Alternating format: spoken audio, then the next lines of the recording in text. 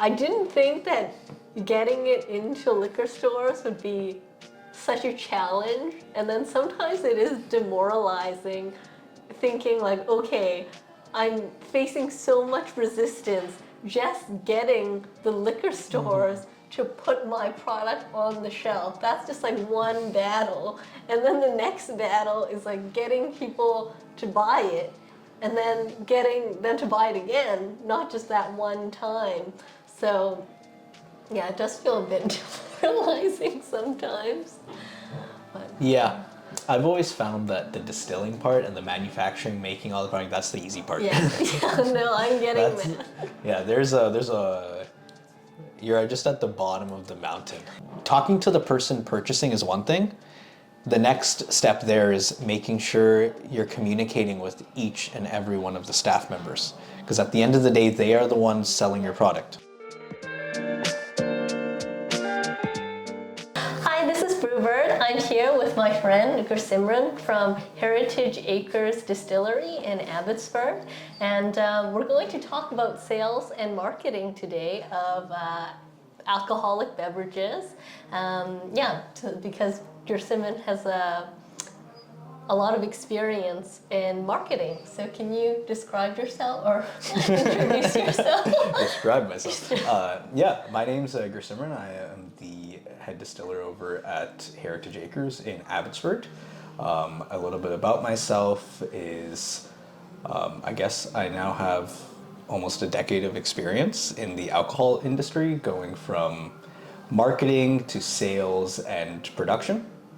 And yeah, so I guess I've dabbled in a little bit of everything here. Yeah, can you tell us what places or what brands you've worked with?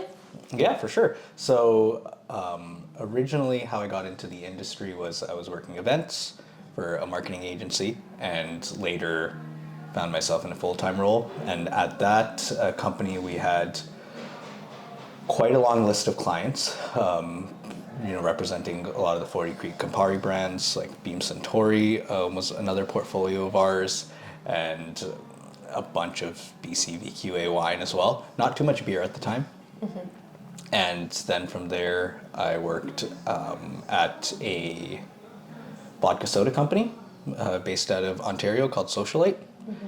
And yeah, from there, spent some time at another craft distillery before joining the team and starting Heritage Acres. Okay, so I'm just curious, like for these brands, what kind of work did you do for them? I mean, I know you did marketing and sales, but what did that entail? Yeah, for sure. So on the marketing side, a lot of it was in-store marketing, as well as like doing different events, seminars, trade shows, and pretty much everything that involves presenting the product to random customers. Okay, all right. Thank you for describing yourself. Describing. Okay, so I'll just talk about how I know Gursimran. Actually, he reached out to me on Instagram. He saw some of my videos. What video did you see specifically, actually? I'm curious. Do you remember? I don't remember, but I was like, I'm pretty sure that's Richmond. In one of the videos, I think you were outside, and I was like, I think that's Richmond. Or it might have been a post of some sort. Oh, okay, sure. But anyways, yeah, he reached out to me on Instagram, and then we decided to go get Korean fried chicken together. And then during dinner, I started asking him about his distillery and whether he contract manufactures products for any other brands, because that's always something I've been interested in, is starting my own brand of drinks. Now that I've had a lot of experience producing it at distilleries. So I asked him a lot of questions about pricing. And then a few months later, I came back, I reached out to him and said, like, yes, I actually do want to have my own product. Can you contract manufacture it? And he said, okay. So, yeah. We started in that process in November. I decided to do an orange liqueur because I just thought like people would like it. Like even if you don't like alcohol, I think it's a very accessible drink. So that's the product I wanted to start with. Yeah, and we only made about 100 bottles, 375 milliliters. And at the time, I had hoped to sell it for Christmas. But then what happened? Gursimran told me that the product registration, because you have to register it with the government, LDB, and you said it would take like, oh, it'll be super fast, 2-3 days, it'll be good. And then we submitted the registration in early December, like December, I don't know, 10th, thinking it would take 2-3 days. And it didn't get approved until, I think February, no, not February, almost February. I can't remember the exact dates. Very close to February. So yes, I waited a long time, and the product has been made, it has been labeled, and it's just sitting around now. Although to be fair, I had to submit the product registration again because they had some issues with the label that they wanted me to fix. Yeah, but yeah, so I wanted to really pick Gursimran's brain on just the whole process of getting a product to market. So initially I approached you, we formulated a recipe. Well, actually, no, I had a recipe, but you kind of helped me with it. I went to his distillery in Abbotsford and we made it up. And then what else? I had to get the labels, which I found out, like if you order I wanted to only order 100 labels, and the person told me it would cost $500. So $500 a label. Because the time to set up the machine is the same whether you do 1 or 10,000 labels. So it's always kind of that base rate no matter what that you can't get away from. But yeah, what else happened? Okay, so we got the labels. We made the product, yeah. What else? The product registration. Yes, then we went to the product registration. Yeah, I was hoping you could talk a little bit more about what you need to put on the product registration when you submit it. Yeah, for sure. So a lot of the product registration is just basic nitty-gritty information, your contact information, your product page. It's a 5 or 6 step process, and then you go into describing the product, deciding your ABV, deciding what's the form factors for the bottles, for the cases, and it's just going down the list of inserting every detail you can imagine into, and then you add your label onto there, and that's pretty much it. So if I were to change the percentage of my product from like 25 to 20%, or just make a tiny change on the label, then you would go through the amendment process. Okay, and how long does that amendment process take? It varies, honestly, I couldn't tell you. Oh, okay. Yeah, but can you still sell the product, or you have to make sure the amendment went Well, through? you would have to make sure that the label complies with the product regulations, and even with that, I think in Canada you have a 0.1% tolerance for ABV for what's listed on the label itself. Okay, I see that. But yeah, you really have to come at it with a plan and decide all of your variables right away before you make the product. So once you get into the registration page, you have to have a really clear idea on exactly the product that it is that you're trying to make. Yeah. And that involves deciding your ABV percentage, deciding your sales price, and just going through all of those details, because once that's set in stone, it is a process to change it. And so with that, bringing a product to life, you want to make sure that you've gone through all the trials and you are really happy with it, because I've even had it in personal experience where you'll make a product and there'll be one thing that maybe over the next couple of weeks you really want to change. Whether it be, this one product, it might be to maybe I want to try instead of a 30% liqueur, bump it down to 25 because I think it tastes better or the certain fruit expresses itself differently or whatever the case might be, then it's a challenge to go back and then change it. And especially if you start selling a product and customers start to like it and there's an expectation, once it hits the shelves, it's kind of locked in. Yeah. In my opinion, at least. Yeah, for sure. I'm finding that out now. I really didn't think it would take quite this long to get the product to market. It's, it's been 3 months already, 3 or 4 months.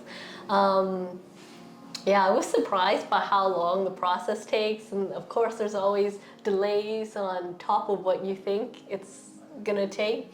So it's been a stretch, but finally the product has been registered, and I am the distiller, we're distillers, so I'm very used to producing and bottling the product. That's no problem for me, but I don't really have experience going out to liquor stores and getting them to take my product and put it on the shelves. So that's something I'm trying to train myself to do, and I want to learn through producing this product. Just working on my sales skills. So we've actually, I call Gursimran all the time with questions on how to approach liquor stores. So what happened, I just didn't know how to approach liquor stores. Do I just randomly go inside? Do I email them? Do I call first? Like, what are your tips? Like, how do you approach liquor stores? Yeah, so there's a lot of different approaches, but at the end of the day, what you're trying to do is get to the sales manager, get to the owner, whoever it is in charge of buying the product that you're making, getting it in front of them, trying to communicate who you are, what you're doing, and why the product is a good fit for them for their shelves. And a lot of the cases, each one of those steps is really challenging. It can be, because first of all, you have to get in front of the manager or the owner or whoever is in charge of purchasing. And sometimes that can be a challenge. They could own multiple stores and they bounce around all the time. And sometimes they have other staff duties as well. In terms of, like, if they have a sick call, right? Some of their staff members don't show up. Now they're operating the register and they might not have time to talk to you.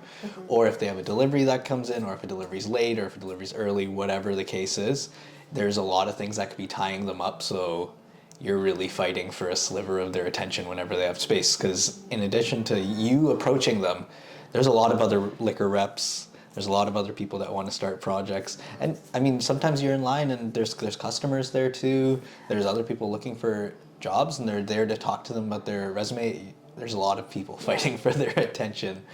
So that's step one, is just getting yourself in front of them and trying to just be as clear and concise for what you're trying to do and why you're a good fit. Yeah. I actually went to a liquor store in Surrey, and I went at about 1:30 p.m. And she said, "Oh, you're a liquor rep. I need you to sign in." And then I look at the sign-in sheet that she has for all the reps, and I was the 4th person that day. I was really shocked that they get that many people in a day coming in. There are some stores where you will stand in line and as well, you have to figure out what the purchaser wants, right? Sometimes they like interviews, appointments. Yeah. Sometimes they hate appointments. And it's just really getting a read on everyone you can and just catering to them as much as possible. Because there have been cases where I've stood in line just behind 8 other reps. And you're just waiting your turn. Other times, appointments, you make sure you show up on time, and as soon as you're done, there's another one waiting at the door. Oh, gosh. It's So I didn't know it was that intense there were so many liquor reps that were just going round and round. Well, there's a lot of products out I know, there. I mean, I guess, yeah, I never had to do it or see it. I've never seen it firsthand, so wasn't aware. It's not my area Yeah, for of sure. expertise at all. But yeah, so in the beginning, when I was just trying to go to liquor stores, I would drive there, and like you said, a lot of the managers, they're not there every single day. And then I went to 4 the first day. The first 2 was like, yeah, the manager is only in on Thursdays. Oh, the manager's only in on Mondays, but only from 9 to 11. So there's like a lot of things that you have to keep in mind. And yeah, you waste a lot of time just driving around these places. The third place I went, the manager was actually there, but he was busy, so I also didn't see him. And then the fourth place was okay because I have a friend actually, and her housemate is the manager of a liquor store. So when I found that out, I asked my friend to invite me to her house for dinner, and then to also invite her housemate to come to dinner.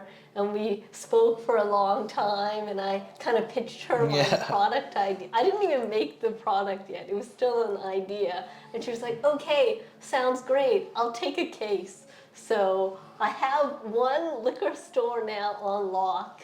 Unfortunately, she had some surgery recently, so she won't be, I actually don't know when she's coming back, but I'll be able to get my product in her store whenever she comes back. Yeah, so yeah, that was my first day attempt. And then what was my second attempt? And then I think after that I called you up and I was like, what do I need to do? Do I need to send email? Should I be calling to set those appointments? So I did start calling the stores, and a lot of times the managers aren't in, so I would ask for the email or the phone number of the manager, and I would also ask when the manager is in usually, and I would be typing up all that information on HubSpot, like a CRM system, to keep all of that information. And so I used ChatGPT to write a sales pitch email to the person. I don't know if it was any good. I think it was too long. Like, how long should the email be? Like, what do you usually say? So for the emails that I've typically sent, you want to just keep them short and sweet. That's what's worked for me. There's a lot of different approaches, and some people have time to look at their emails, some people really don't. So it's just a matter of just trying it. So usually for the emails that I'll send, they'll be pretty short. We'll just be like, hey, this is who I am, this is what's up, these are the products I have, and then you'll attach your PDF of whatever sell sheet you have or any sort of infographic that they can take on. And you just send that off and you just hope that it's received and read. What system do you use to keep track of all your leads? Because I'm using HubSpot. What are you using? Usually it's just a combination of spreadsheets and notebooks, and I've gone through a lot of different apps and services, and the ones that I really like Asana, but it's a project management tool primarily, not too much a CRM, and it's not so much the what tool you're using, it's just how you use it. I really liked spreadsheets. That's been the easiest way, because I just build out a little Google form for myself that's attached to the spreadsheet, and then you can type in all your information and it catalogs it by date, and then you can organize it. And that's what's worked for me. I know some reps their notebook. Oh, wow. They'll just do everything in their notebook, and just that thing travels and lives with them wherever they go. So it's really just, the tool isn't too relevant, it's just how can you be as organized as possible, right? And what works for you. Because that will kind of make or break it, especially as a sales rep, is how organized you can be. Because there's so much information between who the manager is, even simple stuff like their contact information. Then you have what are their best days, what are their worst days. There are certain days that they will not see reps whatsoever.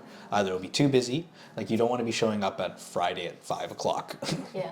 All right, or like a Saturday afternoon when they have a lineup out the door, just customers. So then you want to write that stuff down. Yeah. Then it's their delivery days. Even there might be certain days where the entire management team is in, or hey, this person has multiple stores. These are all the different stores they have, and this is which day they're where, or if there's a separate spirits purchaser to a beer purchaser to whatever it is. There's so much information there to keep track of.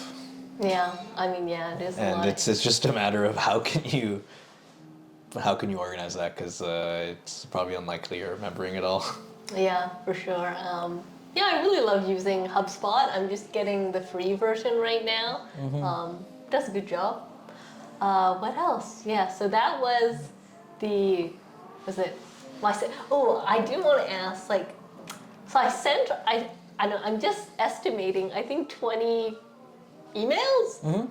I got one response so far. What is your percentage of like a ballpark? How many replies do you get? I don't know if I've ever actually taken a look to analyze that. Yeah. But if I just off gut feeling, I would say 5%. 5%. 5%. 5%. Wait, 5%. Okay. Oh, that's not too far off your 1 out of 20. Now that I think about it. Yeah, that's about there. Oh, that's about it. Eh? Well, with their emails too, you'll have a lot of reps that'll send off newsletters. So every single week or month or whatever their LTO schedule, seasonal schedule, whatever it is, they'll get an automated email with their sales prices, with their breakdowns, whatever it is. And if they have 60, 70, 80, 90, 200 different reps that are sending them newsletters, then their inbox is already maxed out for what they can read. And then your emails are just slotting in with the rest of the traffic. But I feel like that would be so annoying to be a liquor store manager to get those newsletters. And then do they subscribe for the newsletter, or they just start sending them out? Usually, I mean, depending on the brands, depending on the products, some products have regular LTO schedules that that they'll be trying to update every period. And with that, I find the most convenient aspect of email is just being like, hey, I sent you an email, you can search for it, this and that. Because the email is pretty much step one, but you always want to follow up. Either you can follow up with another email. Some managers love their emails, they're super on top of it. Or you might follow up with a phone call, you might follow up with an in-person meeting, but the email isn't necessarily your only tool, it's just kind of just a supplemental. Okay, yeah, so I started with the email, got 20 replies, one reply from 20 emails. The guy was just like, oh, I'm usually in Monday to Friday, but you gotta catch me in the morning. I found that the morning time, like 8:30 to 11, that's kind of the good period to catch them.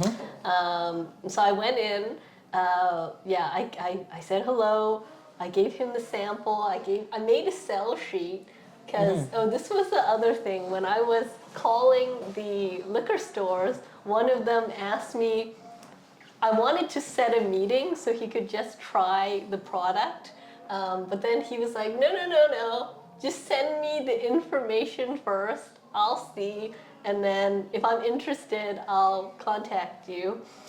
And I didn't know what information to send, so then I called Gursimran right away. I was like, he asked for information. What information?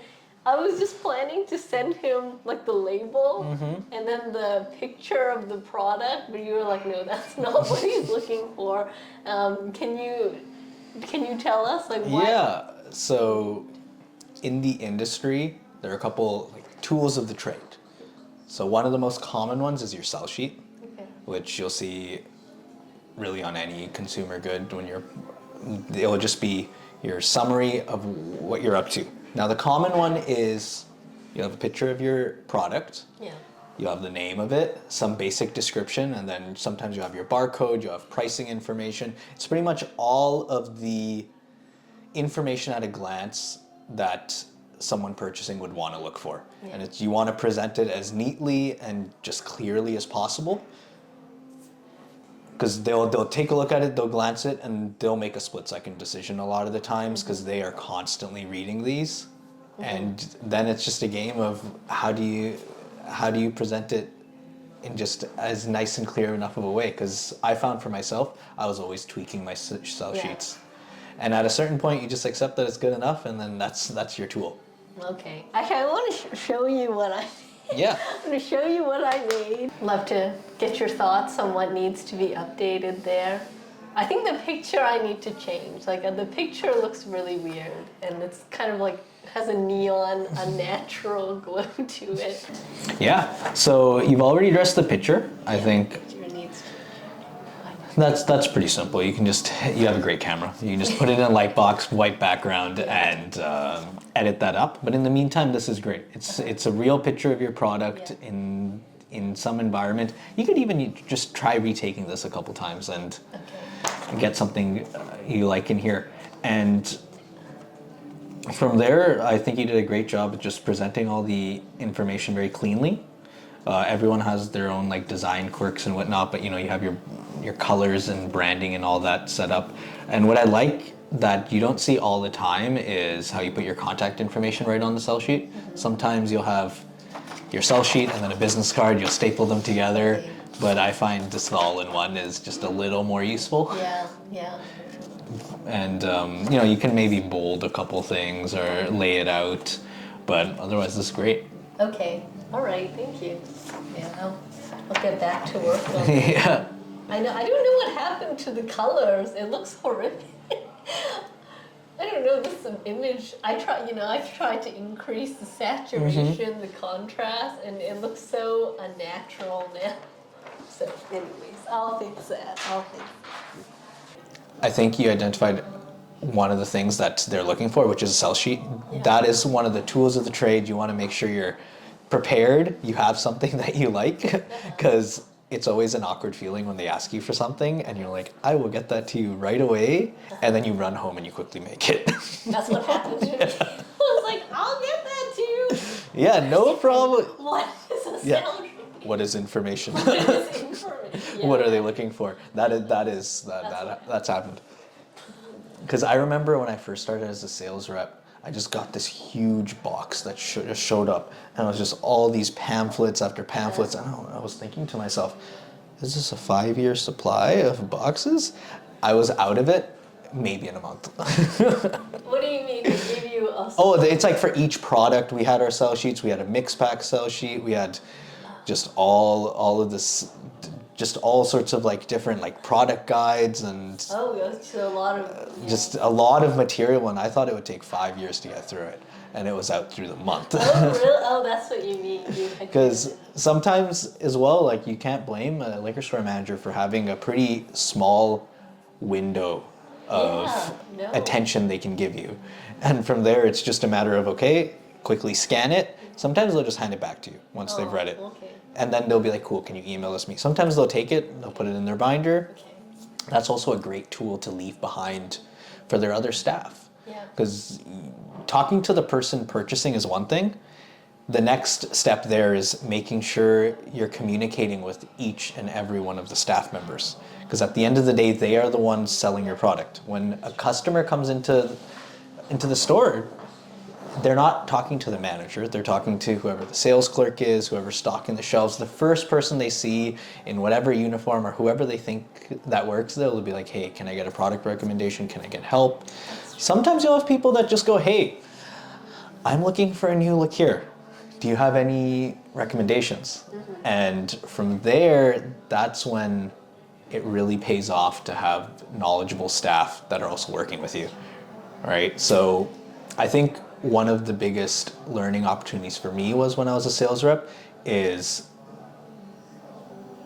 the manager is the person, or whoever, the owner, purchasing lead, whatever you want to call them, They are in charge of getting your product into the store, but there are so many support staff around that position that are responsible for getting your product to the customers and then helping, get it out of the store.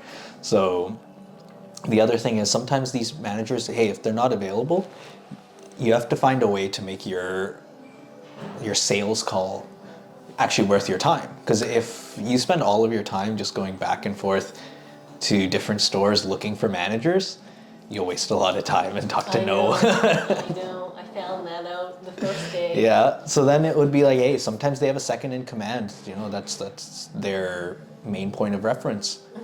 So getting them on your side, telling them about your product. If they put in a good word, that can be huge.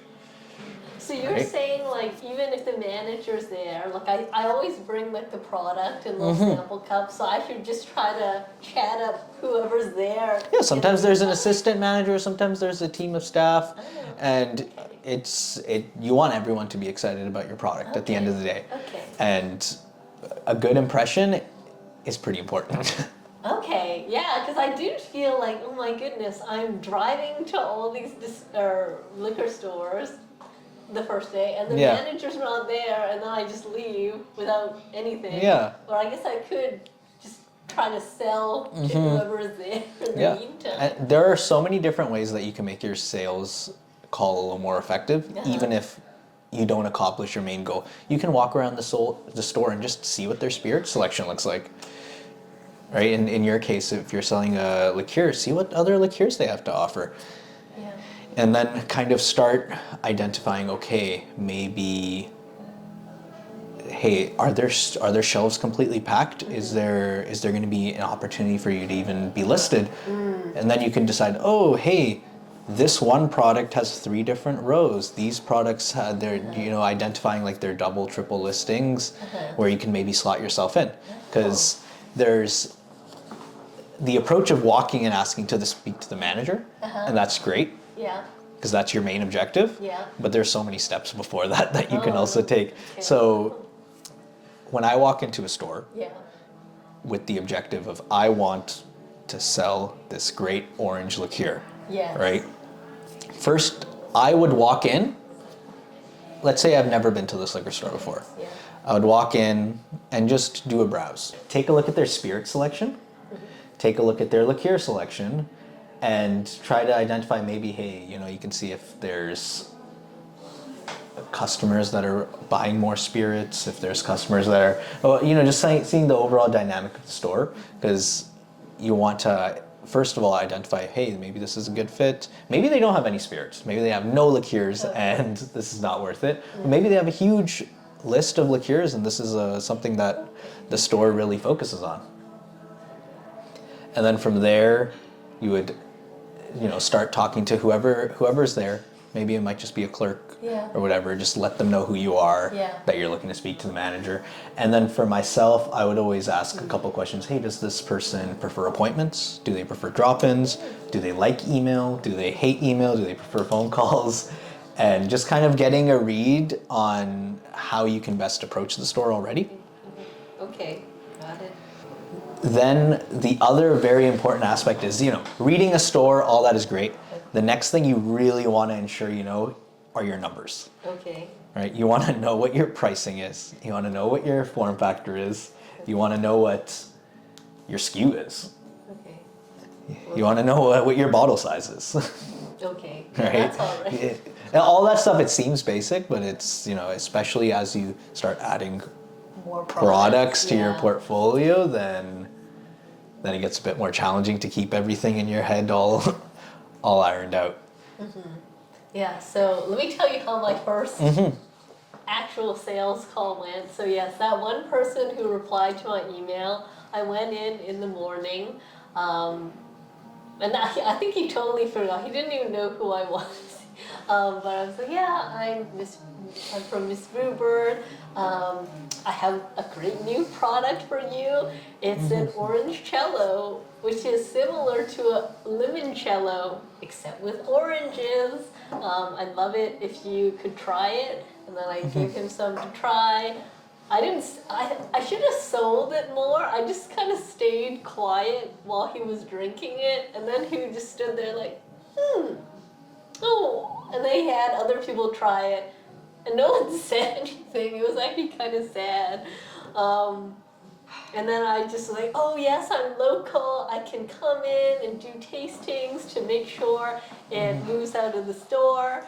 This product is all natural. The color's natural. The flavor is natural. Everything about's natural. And then he just said, okay, I'm not sold on it. I have your contact information. If I'm interested, I'll be in touch. But he did ask, like, oh, how do you sell it? And I said, oh, I sell it by the case. It's a box of 12. He's like, oh, can I buy it as a box of 6? And I said, no, it's a box of 12. And then today, before we started the video, I was telling Gursimran about this, and he said, oh, why don't you just try to sell him 6 bottles?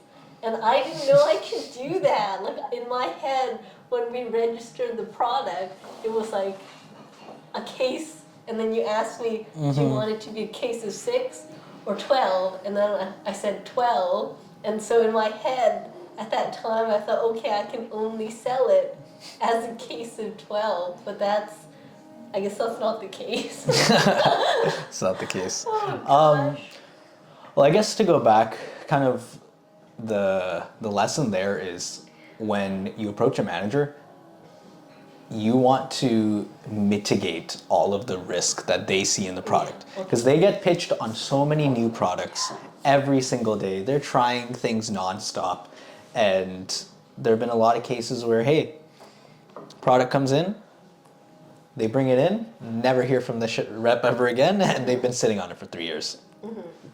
So with that, you want to be able to, you want to be prepared to mitigate as much of that risk as possible. Okay. And what that could look like is, hey, if 12 is too many, can they try less bottles? Can they do 6? Can they do 3? Maybe even just the 1 bottle. But maybe not 1 bottle. That's a little sad. And then from there, you want to communicate, hey, you are local. You are nearby. You're willing to stop in. You're willing to make sure that this product is moving, because getting it into the store is only step 1. I know, right? I'm seeing that. Getting it on the shelf. So then the next thing there is, how do you make sure that people are going, buying your product, walking out of the store?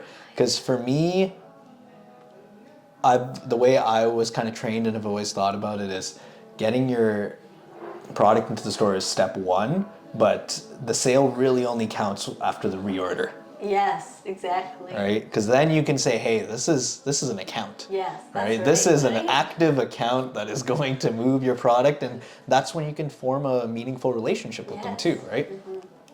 Because they've seen it time and time again where they'll bring a product in and it'll live on their shelves and it'll get really dusty and it'll stay there, and then slowly it'll migrate to the clearance section, and then slowly it'll migrate to just their back room. They'll just relegate it further and further away from the store, and at the end of the day, they spent money on this expecting to turn it, and if you can't get those turns, then that's just sad.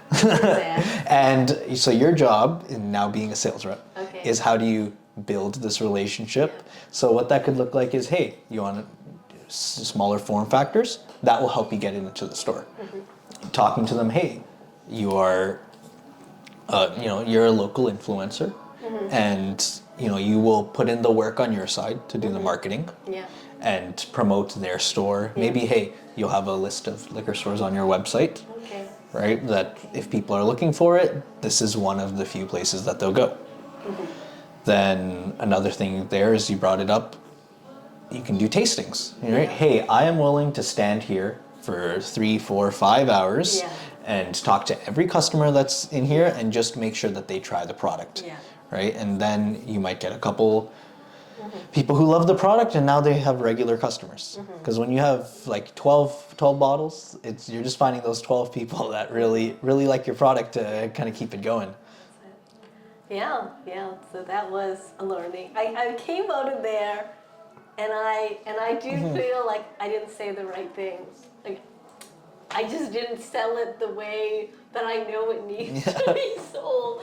That's my takeaway. And now speaking to you, I'm like, oh man, I should go back and be like, oh, can you have just 6 bottles? And you mentioned before to mitigate the risk, so I would offer refunds if it doesn't sell within a period of time, right? I would take the product back. That's something that they might appreciate. Where you go, hey, I understand that maybe it might not be a good fit. You won't know until you try it. Yeah. And then then the work's on your part to make sure that you can get that moving. So then you want to make sure, hey, can we get this moving? And if it doesn't move, what's the plan? If you have another product in your portfolio, maybe you can swap it out. Maybe this other one will be a better fit. Maybe at a certain point, you can just say, hey, look, I'm willing to take this back, drive by, I'll pick it up, and I'll issue you a refund, and take those bottles, maybe try it at another store. Okay. Then there's other opportunities too. Have the staff try the product. Okay. Right? Getting it onto the shelf is one thing, but like I said, you want to make sure that everyone there is on the same page. Maybe you leave one of your sell sheets behind for the office, for their binder that they can look through. Maybe you talk to all of the reps and make sure they know who you are. Make sure that you've had a chance to try your product. And then from there, there's some other important marketing aspects too. Where on the shelf is it? Right? Can you maybe, it's tucked in the bottom right corner and you want something a little bit more of a premium spot, eye level, then it's negotiating, hey, maybe we can try it over here. Maybe it's sold in a separate section that's just local products. Maybe you want it next to the other liqueurs. Maybe, the placement in the store is also so important. Okay. And then maybe from there, some stores really like posters, some of them like their infographics. Maybe you have little tags on the shelf that kind of communicates all that other POS stuff that you can throw around. Okay, all right. So I've gone to the store once. How long should I wait before contacting him again? Whatever you think is most respectful at that point. Because I don't want to harass him, but I just don't know what's a good time. In your case, it also sounds like, hey, maybe you didn't get the full picture in. Maybe you just wait till the next week and you just visit them during their window that they told you is the best time to visit them. Okay. Yeah, I'm just not sure whether I should email him or just directly go and try to approach him. What do you think? I guess it depends. You're gonna say. I would just try it. You would see hey, leaving there. You could always do a follow-up email. Okay. If you don't get a response, and you know that they like in person, and then it's also asking them, do you prefer phone calls? Do you prefer emails? I've had people that just straight up tell me, I don't check my email, please call me. Okay. And if I'm around, we can have our quick conversation, go back and forth, very efficient, call it a day. Okay, sure. I'm gonna go do that. I'm gonna follow up with him because he did kind of express interest, if it was 6 bottles, then maybe I could have closed it. But anyways, I'll go back, I'll check. But yeah, so that was the first day. And then the second day, I was like, okay, this isn't good. I'm not saying the right things. So I did meet someone who used to, I think, be a liquor manager. And I showed her the sell sheet, and she was giving me some advice. She was like, you know what? It's all about confidence. You need to go in there and truly believe that this is a great new product and really sell it. So this was kind of my second approach going into the stores. I didn't actually ask to see the manager right away. Instead, I went to the liqueur section, and I saw what orange liqueurs they had, what were the price points, and then after I saw that, then I would go ask for the manager, and then I'd be like, okay, I see, hi, I'm Christine. I see on your shelves you have triple sec, you have a Cointreau. but I bet you've never had on your shelves an orange cello. And she's like, yeah, I've never had an orange cello. I think it's going well. And then, yes, I'd love, and then I said, okay, I'd love for you to try this orange cello. It's locally made. It has a big, bold orange flavor. It's very smooth. You can drink it as is on the rocks, or mix it in cocktails if you like just a nice orange flavor. I'd love for you to try it. And then they would try it. And then she was like, okay, yeah, I'll keep this in mind. Yeah, then she took my sheet away, but in my head, I think it went better. I think she was more receptive to it, and I got her card. I said, oh, is it all right if I follow up again in 2 weeks? And she said, all right. So I think that went better, because a couple of the earlier places I went to, I wasn't like selling the I just kept saying like, oh, it's like limoncello except oranges. And I don't know if I should have kept comparing it to limoncello. And also a couple times I forgot to ask for their contact information. So it was like, I don't even know how to follow up with this manager anymore. I guess I have to drive back and check in. Yeah, so that's how it went. Yeah, I mean, yeah. Congrats on your first couple sales calls. Yeah, it's going. It's a work in progress. I'm learning to do it. I guess a couple lessons, especially when I first started off, is you want to be very clear mentally just what your checklist is, right? Okay. What are you trying to accomplish, right? Especially when you're just meeting someone for the first time. We want to cover the basics. Yeah. We want to get their contact information. We want to get that really basic information that will set you up in the future, when to come back, how to contact them, right? And so this is also where like having your CRM tool will be really nice, because you know, you can open it up before you go in and be like, okay, these are the things I need. Let's make sure. And then afterwards, hey, you can go in and you're waiting in your car or your mobile office and then you go back and you go, okay, maybe I forgot something. I'm going to go back and just quickly pop in before too much time has passed on while you're still there. Yeah. But another thing that I remember that was a big adjustment when I first started is at the end of it, you have to ask for the sale. Right? Hey, is this a product? It's like, can we try this? Can we try 12? Okay. Can we try 6 bottles on your shelf? I'm going to say 6 next. And, well, you start with 12. Oh, see what and if there's resistance, maybe you go down to 6. Okay. Right? Because your boxes are in 12, it makes your life easier. If you just keep it as 12, especially when it comes time to reorder it, they're going to be reordering it as 12. And if they say, you know what, that's too many bottles, we don't have the capacity to take on that many, then you could drop it down. Okay. Right? And make that attempt. Oh, I have a question. You mentioned like to mitigate risk. So if I'm going to say like, oh, let's try it 6 bottles, for what would be the duration that? Because then you said I could offer refunds, but what would a normal duration be to try keeping the bottles there for? In a lot of the cases, you would kind of use their discretion for that, depending on how much other products are moving, and depending on the like liquor reps that I've talked to. Some of them say, hey, if you can move a case a month, you're golden. Otherwise, a case every 2 months, and it depends on the season, it depends on the weather, it depends on. There's so many different factors, but I think what's important there is visiting the store and all that. That's you're laying down that foundational relationship building. You want to make sure you go back. You have to visit them. You have to see how your product is doing. See if there's any opportunities that you can have to build that relationship even further.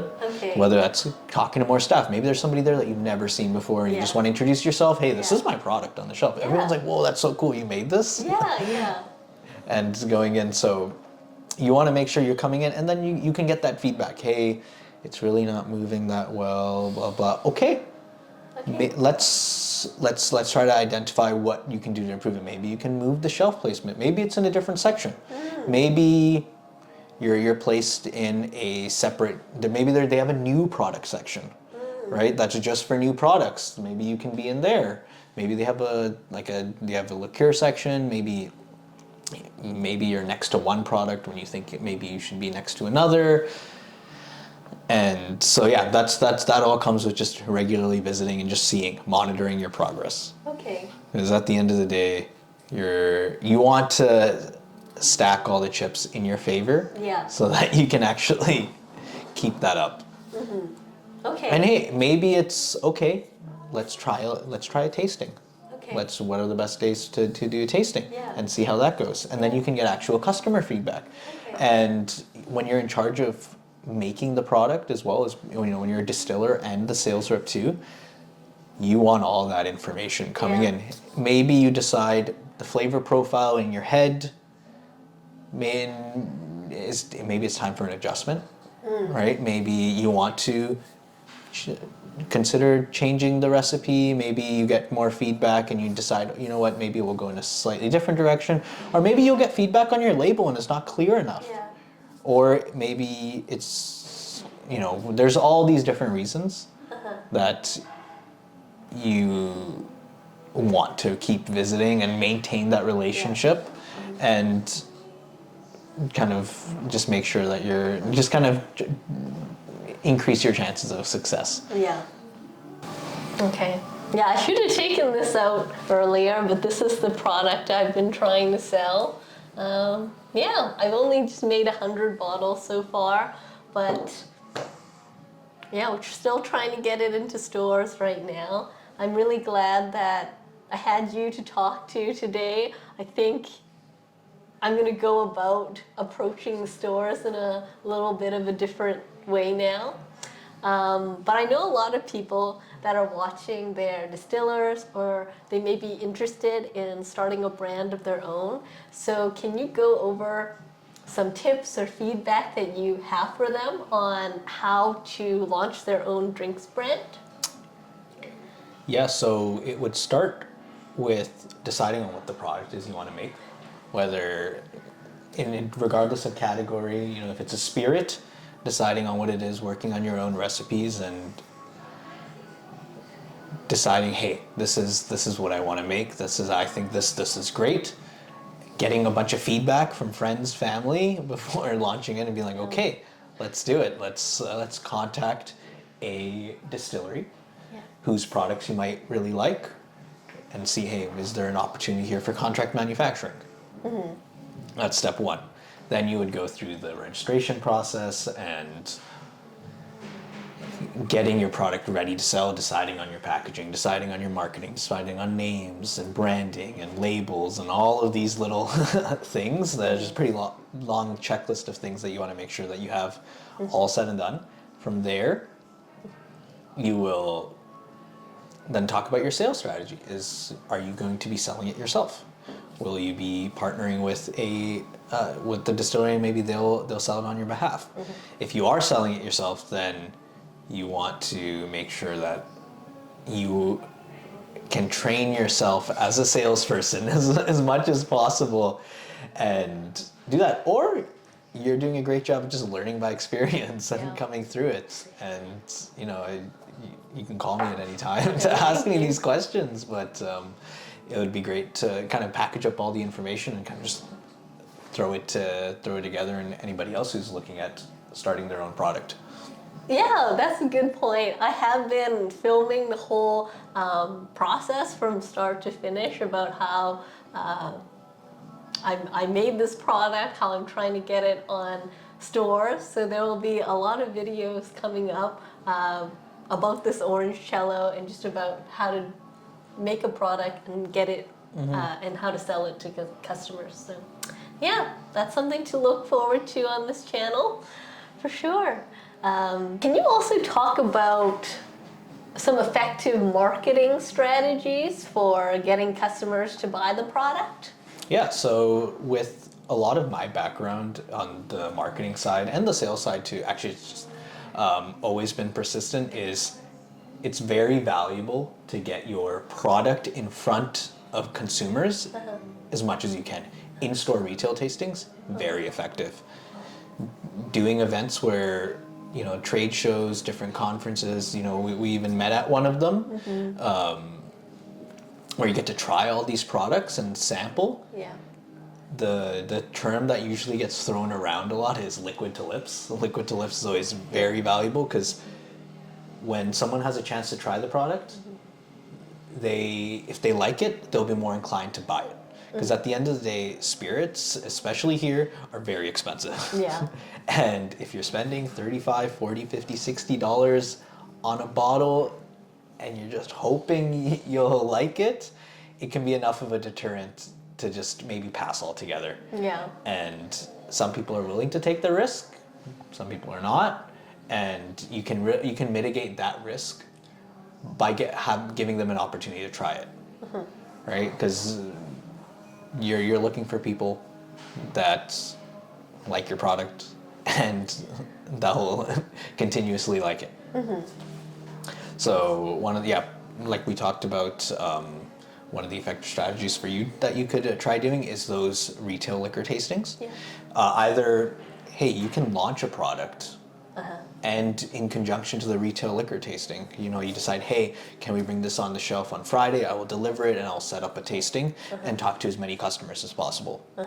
And then you can get people trying and, maybe even convert a couple sales on your first day right then and there. As well, I mean, I wanted to launch this orange jello product, but there is a gin recipe that I'd also like to launch. So now that I'm approaching liquor stores, should I be kind of mentioning that as well, or just keep all the focus on the orange jello and wait until I can get this on the shelf? Yeah. Well, okay, that's the story. So I would say in that case, Yeah. first of all, you want to see how much of their attention and time you can really manage, right? If they're really in a rush and they don't have the time to chat, keep it as basic as possible. But you notice, hey, they do have some time to have a little bit of a conversation with you, then you can start giving them more information and let them know, hey, this isn't a one-off product that you're just looking at. You made 100 bottles and now you're going off and that's it. You've been there, done that. And you can communicate, hey, you are really passionate about distilling. You have a lot of products and ideas that you'd like to bring to life. And this isn't necessarily a one-off product. You're trying to establish a brand. And really build out a portfolio and have a recognizable line of like different spirit options and let them know, hey, these are some gaps I'm seeing and products I'm really excited about making, products that are more unique that I think could have like consumer appeal. And if there aren't very many options out there, then they might be a little more inclined to listen to you. Okay, all right, thank you. Yeah, I'm gonna try doing that as well. You've given me such great advice today.